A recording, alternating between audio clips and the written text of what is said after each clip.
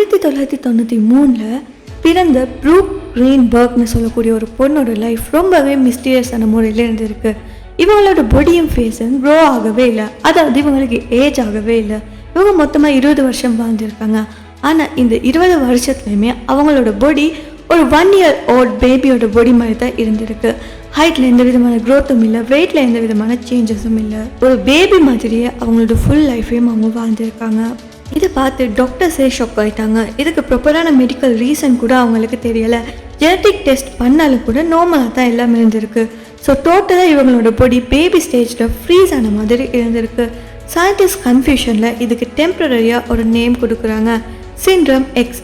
அவங்களோட பாடி பார்ட்ஸில் ஒரு organ 3 year old மாதிரி பிஹேவ் பண்ணுவான், இன்னொரு ஆர்கன் 8 years old மாதிரி இருக்குமாம். டிஃப்ரெண்ட் ஏஜ் லெவல் இருந்திருக்கு. 2013 ப்ரூக் இறந்து போகிறாங்க. ஆனால் அவங்களோட லைஃப் மெடிக்கல் ஹிஸ்ட்ரிக்கு ஒரு மிஸ்ட்ரியாக இருந்திருக்கு. இப்போ வரைக்காட்டியுமே சயின்டிஸ்ட் இதை சால்வ் பண்ண பார்த்தாலும் அவங்களுக்கு சால்வ் பண்ண முடியாமல் இருக்குது.